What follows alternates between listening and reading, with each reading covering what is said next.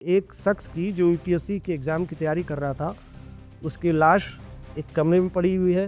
Dead body पर घर में जितना तेल, घी, अल्कोहल, जो भी ज्वलनशील पदार्थ था, वो सब उसकी बॉडी पे डालते हैं। ये तो बड़ा अच्छा लड़का था, बिस्कुट खिलाता था कुत्तों को शाम को जब भी आता था ना घर में। अमृता जब रामकेश के साथ इंटीमेट होती है, उस दौरान दोनों वीडियो बनाते हैं, लेकिन वो वीडियो डिलीट न करके रामकेश अपने लैपटॉप में सेव करने लगता है। अमृता टूट गई और उसने ये एक्सेप्ट किया कि इस हत्याकांड को उसने अपने 2 साथियों के साथ मिलकर अंजाम दिया। अब ये सुनकर दिल्ली पुलिस के होश उड़ गए कि भाई एक घर में आग लगती है, अंदर से दरवाजा बंद है और ऐसा पता चलता है कि बाहर से कोई आया नहीं, तो ये हत्या कैसे हो सकता है।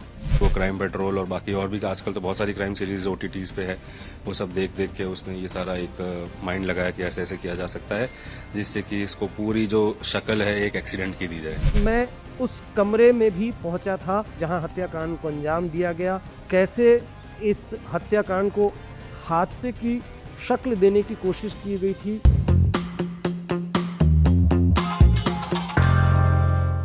नमस्कार, आज तक रेडियो के स्पेशल पॉडकास्ट में आपका स्वागत है। आप देख और सुन रहे हैं अपना पसंदीदा शो क्राइम ब्रांच। इस शो में हम लोगों से मिलते हैं, बातें करते हैं, कहानियां सुनते हैं उनसे जिनका कभी न कभी किसी न किसी तरह से क्राइम से लेना देना रहा है। तारीख 30 सितंबर, नाम अमृता चौहान। अमृता चौहान ने अपने इंस्टाग्राम में 30 सितंबर को ये रील डाला था। इस रील में अमृता चौहान अपने डिफरेंट लुक में नजर आ रही है। लेकिन 30 सितंबर को जब अमृता ये रील बना रही थी, उस दौरान अमृता के दिमाग में जो कुछ चल रहा था आने वाले दिनों में, उसका खुलासा जब दिल्ली पुलिस ने किया तो दिल्ली पुलिस समेत सभी के रोंगटे खड़े हो गए। हम आपको आने वाले कुछ मिनटों में अमृता चौहान की शैतानी दिमाग की एक एक हकीकत आपको बताएंगे कि कैसे दिल्ली में यूपीएससी की तैयारी कर रहे एक स्टूडेंट की उसके घर में हत्या की गई और हत्याकांड को हादसा दिखाने की कोशिश की गई। तो सबसे पहले हम आपको लिए चलते हैं नॉर्थ दिल्ली के गांधी विहार इलाके में। गांधी विहार ये जो इलाका है, इस इलाके में दिल्ली यूनिवर्सिटी के स्टूडेंट रहते हैं। यूपीएससी की एग्जाम की तैयारी करने वाले कई स्टूडेंट रहते हैं और इसी गांधी विहार में इस बिल्डिंग के 4थी मंजिल पर रहता था रामकेश मीना। रामकेश मीना यूपीएससी की तैयारी कर रहा था, राजस्थान का रहने वाला था। अचानक 8 अक्टूबर को रात तकरीबन 2:30 बजे इस बिल्डिंग की 4थी मंजिल पर जिसमें रामकेश मीना रहता था, उसमें आग लग जाती है। आग लगने के बाद हाहाकार मच जाता है। दिल्ली पुलिस की टीम आती है, फायर ब्रिगेड की टीम आती है और जब मकान मालिक अमित अपने परिवार के साथ 4थी मंजिल पर देखने के लिए पहुंचते हैं तो उन्होंने क्या कुछ देखा, आप ये सुनिए। कुछ 6 तारीख को कॉल आया, नीचे फ्लोर पे भैया रहते हैं, उनका कॉल आया सुबह 3:18 या 20 मिनट के आसपास कि ऊपर आग लग रही है। तो मैं और मम्मी जब जैसे ऊपर पहुंचे तो एक पुलिस कांस्टेबल और एक होमगार्ड वो ऊपर मौजूद थे उस टाइम। हम जैसे ही ऊपर गया तो जाली कटी हुई थी, तो आज जेंट्स का हाथ नहीं जा रहा था। तो मेरी मम्मी ने अंदर से हाथ दे के कुंडी खोली। जैसे ही दरवाजा देखा तो हमने एकदम आग का गोला बाहर आया। उसके बाद पुलिस वालों ने बोला कि सब नीचे उतर जाओ। हम नीचे उतर गए। फिर नीचे वाले भैया ने 112 पे कॉल की और फायर ब्रिगेड को कॉल की। तो उसके 20 या 25 मिनट बाद जैसी फायर ब्रिगेड आई है तो एकदम ब्लास्ट हुआ है बहुत तेज। हम सारे हुए, फिर पुलिस वालों ने और फायर ब्रिगेड वालों ने आसपास की बिल्डिंगें पूरी खाली करा दी और सबको उधर भगा दिया कि आप थोड़ा दूर हो जाओ। फिर उसके बाद उन्होंने रेस्क्यू किया है, फायर वालों ने पानी वानी से आग बुझाई है प्रॉपर। उसके बाद हमें बताइए, अभी 1-2 दिन पहले या जब ये मर्डर का खुलासा हुआ तो अक्यूज को लेकर पुलिस आई थी? अक्यूज को लेके आई थी परसों या तरसों के आसपास। 3 अक्यूज आए थे, उसमें एक फीमेल थी और 2 मेल थे। उनको लेके आई थी, फोरेंसिक लैब वाले भी आए हुए थे, पूरा ऊपर तक लेके गए हैं क्राइम सीन के लिए। उनको फिर दोबारा उनको जेसी में भेज दिया है। लड़की कभी आती थी, उसको जानते थे? सर मैंने कभी लड़की को नहीं देखा क्योंकि मैं इसमें आता नहीं हूँ, मैं खुद एडवोकेट हूँ।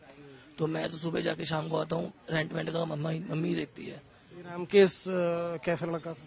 लड़का अच्छा था। मम्मी बताती है कि कभी भी मम्मी को ऊपर नहीं आने दिया कि आंटी रेंट के लिए आप ऊपर मत चढ़ो क्योंकि ऊपर चढ़ने में दिक्कत होती है। मेरी मदर खुद सीनियर सिटीजन है, इस वजह से कभी किसी से कोई मतलब नहीं, कोई लड़ाई का शिकायत नहीं, कोई झगड़े की नहीं। हमें तो खुद विश्वास नहीं हुआ कि लड़की का क्या। रात जब आग लगी थी तो आपको लगा था कि ये कभी हत्या भी हो सकता है? इतना बड़ा नहीं, ऐसा कुछ नहीं लगा हमें तो। हमें सिर्फ भैया का फोन आया नीचे वालों का कि हम तुरंत भागे कि ऐसे आग लगा है। फिर हम जैसे ऊपर हमने जाकर देखा, जैसे दरवाजा हमने पुश किया तो एकदम आग का गोला आया। हमें कुछ दिखना ही बंद हो गया क्योंकि पोल्यूशन इतना था कि हमारा खुद दम घुट रहा था सांस लेने में। फिर हम नीचे आए तो बस सिंपल आग जलने की आग लग रही है। हमने तो लास्ट तक भी ये सोचा क्या नाम है कि क्योंकि रात को स्टूडेंट लाइब्रेरी में जाते हैं तो हमने सोचा कि लाइब्रेरी में ना पढ़ रहा हो। हम तो रात को भी यही प्रेयर करते रहे गॉड से कि भगवान करे कि वो उस टाइम लाइब्रेरी में हो, मकान में आग लग गई हो कोई बात नहीं, लेकिन इतना बड़ा इंसिडेंट तो किसी की भरपाई तो नहीं हो पाएगी। तो इस बिल्डिंग के मकान मालिक की बात आपने सुनी कि किस कदर भयानक आग लगी थी। दिल्ली पुलिस की टीम पहुंची। चौथी मंजिल पर जो रामकेश यूपीएससी के एग्जाम की तैयारी कर रहा था, उसकी जली हुई डेड बॉडी दिल्ली पुलिस को मिली। लोगों ने बताया कि एसी ब्लास्ट से घर में आग लगी है। पुलिस ने मौके का मुआयना किया, पूरी बिल्डिंग को छावनी में तब्दील कर दिया गया। जो चौथी मंजिल पर कमरा था उसको कॉर्डन ऑफ कर दिया गया। फॉरेंसिक की टीम बुलाई गई। फॉरेंसिक की टीम ने एविडेंस जुटाए। पहली नज़र में दिल्ली पुलिस को ये लग रहा था कि ये एक हादसा है, आग लगने से रामकेश मीना की मौत हो गई है। इधर रामकेश मीना के परिवार वाले आते हैं, वो दिल्ली पुलिस से संपर्क करते हैं और दिल्ली पुलिस के कहते हैं कि ये हादसा नहीं हो सकता बल्कि ये हत्या है।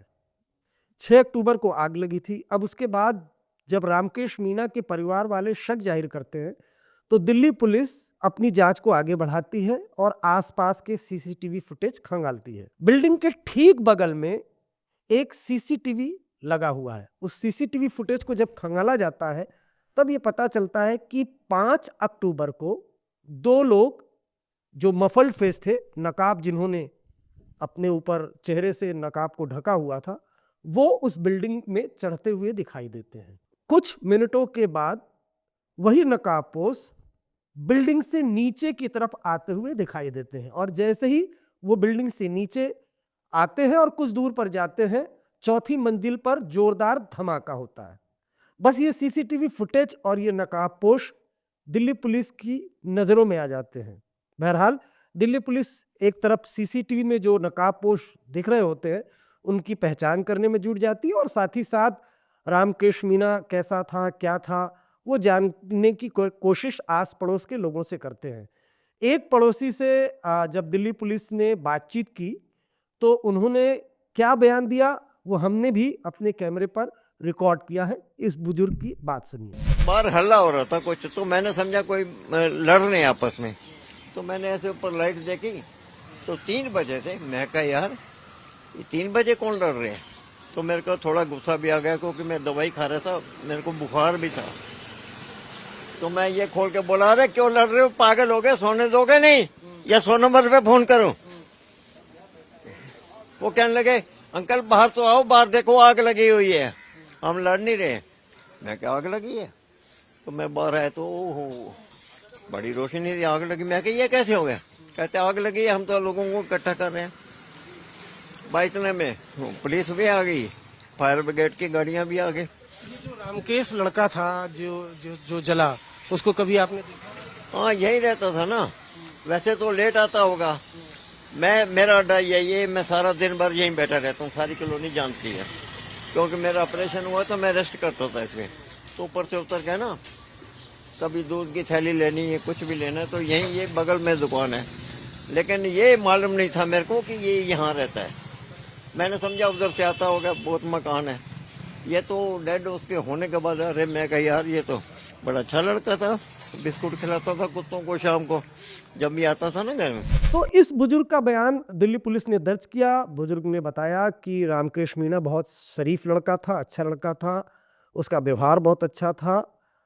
चूँकि मकान मालकिन जो थी वो बुजुर्ग थी, इसलिए जब भी किराया देना होता था वो खुद नीचे आता था। यानी रामकेश मीना का व्यवहार बहुत अच्छा था। अब रामकेश मीना की क्या किसी से दुश्मनी थी, उसके साथ कौन कौन रहता था, उसके दोस्त कौन थे, ये जानने की दिल्ली पुलिस ने कोशिश की। मसलन अब जो ये हादसा जिसे बताया जा रहा था एसी ब्लास्ट की वजह से आग लगी, अब दिल्ली पुलिस जो सीसीटीवी फुटेज मिला था उसके बाद इसको कुछ और एंगल से देख रही थी।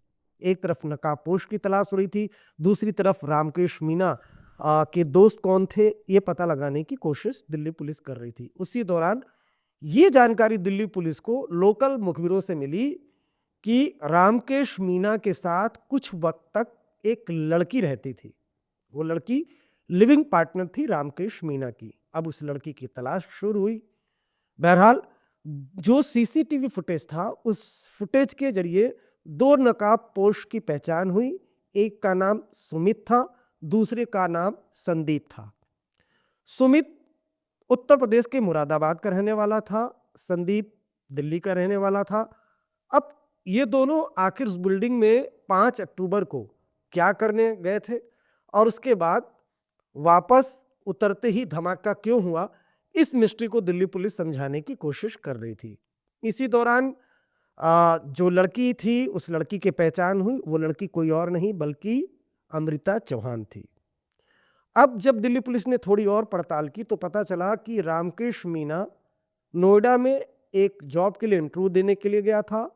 वहीं पर अमृता से उसकी मुलाकात हुई, दोनों में दोस्ती हुई, दोनों ने अपना नंबर एक्सचेंज किया, बातचीत हुई और धीरे धीरे ये बातचीत प्रेम प्रसंग में बदल गई। दोनों एक दूसरे से मिलने लगे और जब ये इंटीमेट होते थे तब इंटीमेट होते वक्त का वीडियो बनाते थे। लेकिन ये वीडियो कितना महंगा पड़ने वाला था ये आने वाले कुछ मिनटों में हम आपको बताने जा रहे हैं।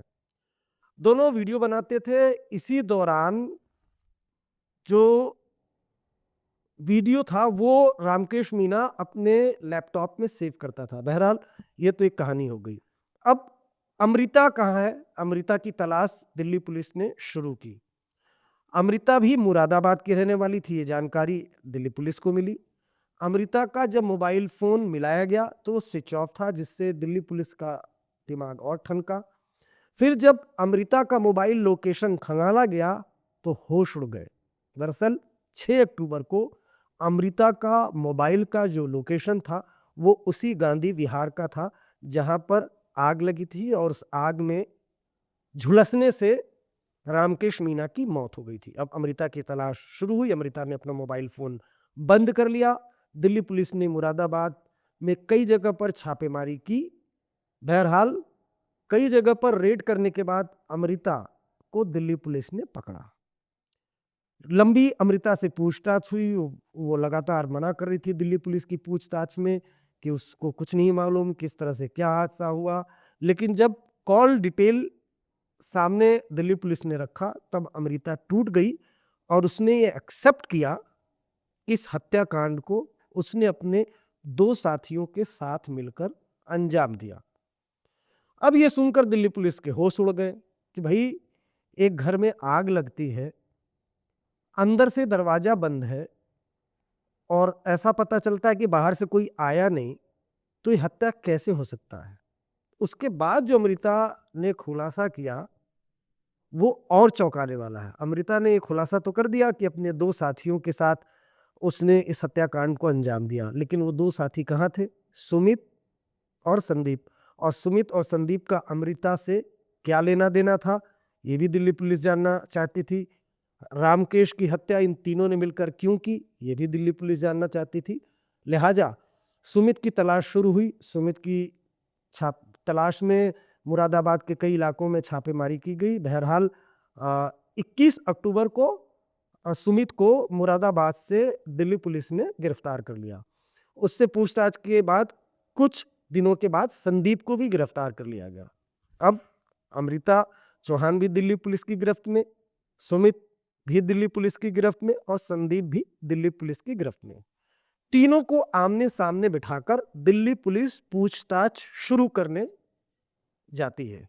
इसी पूछताछ में पता चलता है कि रामकेश से पहले अमृता चौहान का बॉयफ्रेंड कोई और नहीं बल्कि सुमित कश्यप था। लेकिन सुमित कश्यप मुरादाबाद में रहता था और जब मुरादाबाद से अमृता दिल्ली आई फॉरेंसिक साइंस का कोर्स करने के लिए, तब सुमित से उसकी बातचीत बंद हो गई। इधर रामकेश उसकी जिंदगी में इंटर कर चुका था। बहरहाल पूछताछ आगे बढ़ती है। अमृता इस बात का खुलासा करती है कि हत्याकांड की पूरी प्लानिंग उसने और सुमित ने रची थी। अब होता यूं है कि अमृता जब रामकेश के साथ इंटीमेट होती है तो उस दौरान दोनों वीडियो बनाते हैं, लेकिन वो वीडियो डिलीट न करके रामकेश अपने लैपटॉप में सेव करने लगता है। अब जब सुमित मुरादाबाद से दिल्ली आता है तो अमृता की उससे मुलाकात होती है और दोनों एक दूसरे से मिलने लगते हैं। इधर रामकेश से उसकी दूरी बढ़ने लगती है, जो रामकेश मीना को नागवार गुजरती है। वो लगातार अमृता चौहान को कॉल करता है, मिलने के लिए बुलाता है, लेकिन अमृता उसको इग्नोर करती है। उसके बाद रामकेश मीना उसकी अश्लील तस्वीरें अमृता को भेजता है और उसे ब्लैकमेल करने लगता है। अमृता को कुछ समझ में नहीं आता। अमृता रामकेश मीना के घर पहुंचती है और वो कहती है कि जितनी भी मेरी तस्वीरें और वीडियोस हैं उसको डिलीट कर दो, लेकिन रामकेश ऐसा नहीं करता है, उसे ब्लैकमेल करने लगता है। अमृता परेशान हो जाती है। अमृता उसके बाद अपने जो दूसरे पूर्व के प्रेमी और अब फिर वर्तमान में प्रेमी हो जाता है सुमित कश्यप को बताती है कि मेरे साथ ऐसा ऐसा हुआ, रामकेश मीना ने मेरी अश्लील तस्वीरें बना रखी हैं, वीडियो बना रखे हैं। इतना सुनते ही सुमित कश्यप आग बबूला हो जाता है और वो कहता है अमृता से कि इसको रास्ते से हटाना होगा। अब ये कहानी में टर्न आता है। अमृता और सुमित मिलकर इस हत्याकांड की प्लानिंग करते हैं, लेकिन अब हत्याकांड को कैसे अंजाम दिया जाए इस बारे में प्लान बनने लगता है। यहाँ पर शैतानी खोपड़ी कैसे घूमती है और कैसे अमृता चौहान जो फॉरेंसिक साइंस की स्टडी करने के लिए दिल्ली आई थी ताकि वो फॉरेंसिक साइंस की दुनिया में अपना नाम कमा सके, बड़े बड़े केसेस को सुलझाने में किसी भी एजेंसी, किसी भी पुलिस की मदद कर सके, वही फॉरेंसिक साइंस की पढ़ाई और उसके एक्सपीरियंस को लेकर वो एक हत्याकांड को अंजाम देने की प्लानिंग करती है। प्लान के तहत संदीप को भी इसमें शामिल किया जाता है। संदीप गैस एजेंसी का काम करता है, उसको गैस एजेंसी के बारे में पूरी जानकारी होती है। अब पहले रेकी की जाती है। रेकी करना बहुत आसान था क्योंकि अमृता चौहान पूरी तरह से वाकिफ थी कि रामकेश मीना का घर कैसा है, बिल्डिंग की चौथी मंजिल पर रहता है, आसपास कितने सीसीटीवी लगे हैं, कैसे इस हत्याकांड को अंजाम देना है। प्लानिंग के तहत अमृता चौहान, सुमित और संदीप तीनों 5 अक्टूबर को गांधी विहार पहुंचते हैं। अमृता और सुमित दोनों बिल्डिंग के ऊपर जाते हैं और उसके बाद थोड़ी बहुत बातचीत होती है, बहस होती है। वहाँ पर भी वीडियो फोटो डिलीट करने की बात होती है। रामकेश मीना मना करता है, दोनों में बहस होती है। उसके बाद अमृता और सुमित मिलकर रामकेश का गला दबाते हैं, गला दबा के उसकी हत्या कर देते हैं। उसके बाद बेहद ठंडे दिमाग से, सोचिए एक शख्स की जो यूपीएससी के एग्जाम की तैयारी कर रहा था, उसकी लाश एक कमरे में पड़ी हुई है, 2 हत्यारे उसी कमरे में मौजूद हैं। और उसके बाद अमृता और सुमित रामकेश की डेड बॉडी पर घर में जितना तेल, घी, अल्कोहल, जो भी ज्वलनशील पदार्थ था वो सब उसकी बॉडी पे डालते हैं। उसके बाद गैस सिलेंडर ऑन किया जाता है, उसका जो पाइप है वो रामकेश की बॉडी पर रखा जाता है। अब यहाँ पर एक्सपीरियंस काम आता है 2 लोगों का।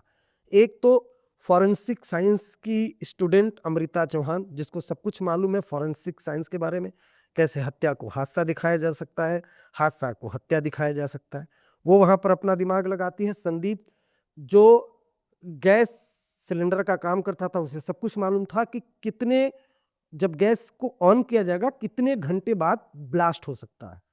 तो डेड बॉडी के पास गैस का ऑन करके उसका पाइप रख दिया जाता है।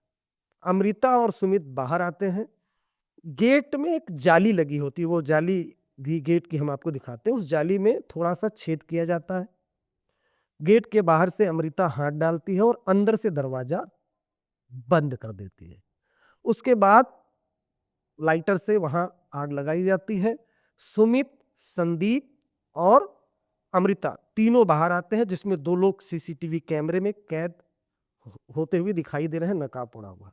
और जैसे ही निकलते हैं, चूंकि अंदर आग लगाई जाती थी, जोरदार धमाका होता है, बहुत जोरदार धमाके के बाद घर में आग लग जाती है, रामकेश की मौत हो जाती है और तीनों मौके से फरार हो जाते हैं।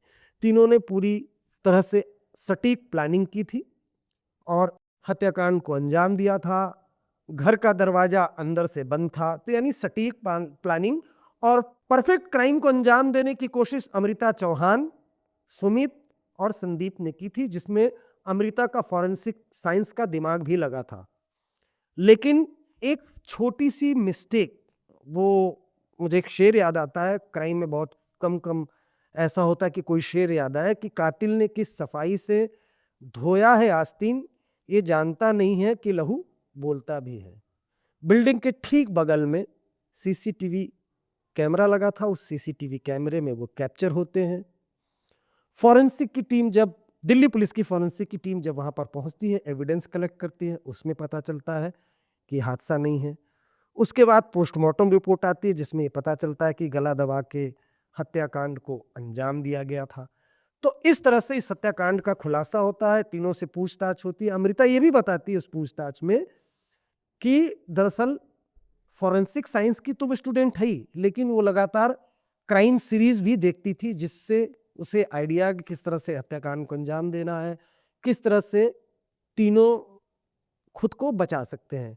लेकिन वो भूल गई थी अमृता कि जिस क्राइम सीरीज को वो देखती है, यानी रील, उसमें भी अंत में कातिल पकड़ा जाता है और रियल लाइफ में तो उसने देख ही लिया, तीनों अरेस्ट हो गए।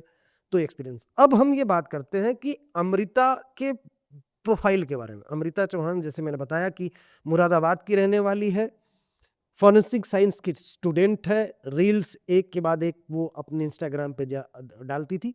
जुलाई में अमृता चौहान के परिवार वालों ने अखबार में इश्तहार देकर खुद को अमृता से अलग कर लिया था।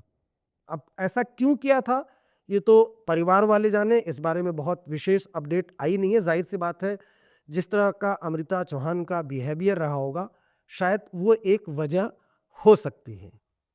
तो इस तरह से इस सनसनीखेज हत्याकांड का खुलासा दिल्ली पुलिस ने किया, जिसे एक हादसा दिखाने की कोशिश की गई थी, लेकिन एक प्रोफेशनल इन्वेस्टिगेशन, फॉरेंसिक साइंस की मदद, सीसीटीवी की मदद से इस पूरे हत्याकांड का खुलासा हुआ। रामकेश मीणा के परिवार वाले जो शक जाहिर कर रहे थे, वो भी पुख्ता हुआ। तीनों सलाखों के पीछे पहुंच चुके हैं। लेकिन क्या इस हत्याकांड को होने से रोका जा सकता था? बिल्कुल रोका जा सकता था। अमृता ने एक तो सुमित से शेयर किए बात, अब सुमित उस पर आग बबूला हो गया। होना तो यूं चाहिए था कि अमृता दिल्ली पुलिस से इस बारे में जानकारी शेयर करती, शिकायत देती और उसके बाद दिल्ली पुलिस एक्शन लेती और जो फोटो और वीडियो उसके थे वो डिलीट करवा लेती। लेकिन ऐसा हुआ नहीं। अब यहाँ देखिए, जब हत्याकांड को अंजाम दिया था तीनों ने मिलकर, तो जो अमृता चौहान थी वो रामकेश का लैपटॉप, उसका बैग, ये सब कुछ लेकर फरार हुई थी। वो लैपटॉप और बैग दिल्ली पुलिस ने रिकवर किया। लैपटॉप में अमृता चौहान के कई अश्लील फोटो बरामद हुए। जो एक ट्रॉली बैग था उसमें रामकेश मीणा का शर्ट बरामद हुआ, जिससे पूरी तरह से चीज़ें पुख्ता हो गई। तो इस सनसनीखेज हत्याकांड का खुलासा दिल्ली पुलिस ने कर दिया है। मैं उस कमरे में भी पहुंचा था जहां हत्याकांड को अंजाम दिया गया। कैसे इस हत्याकांड को हादसे की शक्ल देने की कोशिश की गई थी, कैसे उस गेट की जाली में छेद किया गया था, जरा आप ये देखिए। ये अगर आप देखें तो ये जो पूरा गेट है, इसमें ये जो लोहे की जाली है ये थोड़ा सा टूटा हुआ है। ये दरअसल अमृता ने तोड़ा था। उसके बाद जो प्लान था, घर के अंदर अमृता और उसका पूर्व जो प्रेमी है सुमित, वो घर के अंदर आते हैं और घर के अंदर इस कमरे में, ये जो कमरा है यहाँ पर रामकेश था, यहीं पर गला दबा के उसकी हत्या की जाती है। उसके बाद घर के अंदर जो गैस सिलेंडर था, गैस सिलेंडर खोल दिया जाता है। उसका जो पाइप है वो रामकेश की बॉडी के पास रख दिया जाता है और बॉडी पर तेल, घी, घर में जितना ज्वलनशील पदार्थ था वो डाला जाता है। तो क्राइम सीन आपने देखा, इसी कमरे में रामकृष्ण मीना रहता था और इतनी भयानक आग लगी थी कि पूरा कमरा जल करके खाक हो चुका है। यूपीएससी की तैयारी कर रहा था, कॉपी किताब सब कुछ जल करके खाक हो चुका है। तो एक छोटी सी गलती की वजह से रामकृष्ण मीना को अपनी जान गंवानी पड़ी। इस पूरे हत्याकांड का खुलासा किया नॉर्थ दिल्ली के डीसीपी राजा बांठिया ने मुझसे बातचीत में सिलसिलेवार तरीके से पूरी कहानी बताई है, सुनिए। इनिशियली देखिए 6 अक्टूबर को हमारे पास एक आग की कॉल आई थी। उसके बाद हमने गए थे, वहां पे पूरे घर में आग लगी हुई थी और काफी डैमेज हुआ था। तो इनिशियली उसी हिसाब से इन्वेस्टिगेशन केस रजिस्टर करके स्टार्ट किया गया। बट जैसे जैसे इन्वेस्टिगेशन आगे बढ़ी और हम लोगों ने इनके पूछताछ स्टार्ट करी कि और कौन रहता है साथ में, उस हिसाब से कि कहाँ हैं लोग, और तो उनके फैमिली मेंबर से भी बात की तो एक सस्पिशन रेज हुआ कि it is not as what it is seen, it could be मोर।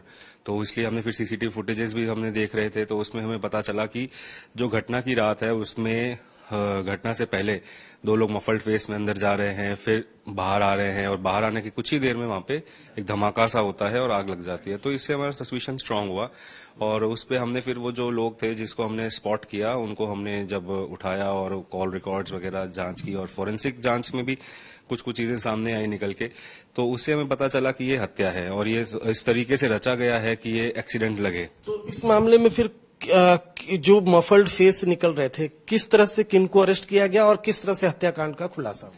इसमें देखिए खुलासा ऐसे हुआ कि जब वो हमने पहले देखा कि वो फुटेज के पहले जस्ट ब्लास्ट के पहले निकल रहे हैं और उसके बाद वो इनकम्युनिकेटो है, वो जो लेडी एक थे वो उसके साथ रिलेशन में थे, तो वो there is no reason to be incommunicado. तो उसके बाद उनको हमने पूछताछ स्टार्ट करी और सारी चीजें जब देखी वहां पे और पता चला और इसमें सामने आया कि इन्होंने क्या किया। पहले जो ये लेडी है इसने अपने पहले वाले एक साथी को बुलाया, 2 लोग वो आए, इन्होंने पहले उसको स्ट्रेंगुलेट करके उसकी हत्या करी। उसके बाद उसके ऊपर जितना भी घर में घी, तेल या जो भी शराब वगैरह मौजूद थी वो सारी उसके ऊपर डाल के उसमें उन्होंने आग लगा दी। उसके बाद उसका जो एक साथी था वो एलपीजी सिलेंडर के उस पर डिस्ट्रीब्यूटर में काम कर रहा था। उसको आइडिया था कि अगर सिलेंडर को खोल दिया जाए तो कितने टाइम तक ये आग पकड़ के फट सकता है। तो इसलिए उन्होंने घर का जो सिलेंडर था वो रेगुलेटर खोल के इसकी बॉडी के पास रख दिया और ये यहाँ से निकल गए। उसमें जो लेडी है वो फोरेंसिक की स्टूडेंट है, तो शी यूज्ड वो टीवी भी काफी देखती थी। तो उसने क्या किया, जो गेट बंद था, गेट था घर का, उसकी जाली तोड़ के उसके अंदर से चिटकन लैच लगा दिया ताकि लगे कि अंदर से तो बंद था, कोई एंट्री हुई नहीं है। तो ये सारी चीजें तो फोरेंसिक जांच में भी सामने आई और उसके बाद जैसे वो आग लगाई गई और जैसे वो सिलेंडर की गैस इतनी मात्रा में हुई तो उसमें ब्लास्ट हो गया और उसके बाद इसके अंदर इसको इस तरीके से रूप दिया गया कि एक सिलेंडर ब्लास्ट है या एसी ब्लास्ट है। और इसमें इन्होंने पूरा ये सोचा समझा, एक इनकी साजिश थी। इसमें उस लड़की का ये सस्पिशन था या एलिगेशन कह लें, एलिगेशन था कि उसकी कुछ ऑब्सीन वीडियोस, प्राइवेट वीडियोस जो डिसीज्ड है उसके पास थी और वो उसको देने से इनकार कर रहा था। इस वजह से उसने ये पूरा करा है। इसके बाद उसने वहां से उसकी लैपटॉप, हार्ड डिस्क वगैरह वो डिसीज्ड के लेके चली गई थी, तो उनकी निशानदेही पे ये सारी चीजें फिर हमने बरामद भी करी है। अक्यूज्ड के नाम क्या क्या हैं और क्या ये लिविंग में रहता था? जो विक्टिम था, विक्टिम का नाम क्या था? जी, विक्टिम का नाम तो रामकृष्ण मीणा था। वो ये जो लेडी हैं जो अलेज्ड है हमारी अमृता, उनके साथ रहते थे और उसके साथ 2 और उसके साथी थे। एक तो सुमित कश्यप है और एक तो संदीप कुमार है। ये 2 अक्यूज्ड और हैं जो इसके साथ अमृता ने मिलकर पूरी साजिश का रचना की है। मेरा आखिरी सवाल, एक तो फॉरेंसिक की स्टूडेंट है तो उसको सब कुछ मालूम है, क्या वो कुछ क्राइम से रिलेटेड सीरीज वगैरह भी देखती थी, इस तरह का भी खुलासा? हाँ जी, बिल्कुल। पूछताछ में ये सामने बिल्कुल आया है कि वो क्राइम पेट्रोल और बाकी और भी आजकल तो बहुत सारी क्राइम सीरीज ओटीटीज पे है, वो सब देख देख के उसने ये सारा एक माइंड लगाया कि ऐसे ऐसे किया जा सकता है जिससे कि इसको पूरी जो शक्ल है एक एक्सीडेंट की दी जाए। तो इस हत्याकांड में शामिल लोग और जो विक्टिम है उसकी उम्र क्या होगी? अमृता 21 साल की है, सुमित 27 साल का है, संदीप 20-21 साल का है, रामकृष्ण मीना जो यूपीएससी एग्जाम की तैयारी कर रहा था वो 25 साल का है। एक छोटी सी गलती की वजह से एक शख्स मारा गया, 3 जेल की सलाखों के पीछे हैं। मैं ये मानता हूँ कि बिल्कुल इस हत्याकांड को रोका जा सकता था। अमृता ने सुमित से शेयर किया, सुमित को सोचना चाहिए था इस बारे में कि हत्याकांड सलूशन नहीं है, कानून को हाथ में लेना कोई सलूशन नहीं है। दिल्ली पुलिस को इसके बारे में जानकारी दी जा सकती थी। रामकृष्ण मीना के परिवार वालों को इस बारे में जानकारी दी जा सकती थी। ये ऐसा मैटर था कि आसानी से सॉल्व हो सकता था, लेकिन जो प्रॉब्लम था उसका सलूशन सही ढंग से निकालने की बजाय इस हत्याकांड को अंजाम दिया गया। कानून को अपने हाथ में लिया गया। और दोस्तों मैं एक चीज़ बताऊं, परफेक्ट क्राइम जैसी कोई चीज़ नहीं होती है कभी। आप मूवीज़ देखते होंगे, आप OTT प्लेटफॉर्म पर कई क्राइम की वेब सीरीज़ देखते होंगे, उसमें भी प्लानिंग खूब बनाई जाती है, अंत में कातिल गिरफ्तार होता है। रियल लाइफ का जो इंसिडेंट है वो हमने आपको बता ही दिया। ये शो आपको कैसा लगा, अपना कमेंट जरूर करिएगा। शुक्रिया।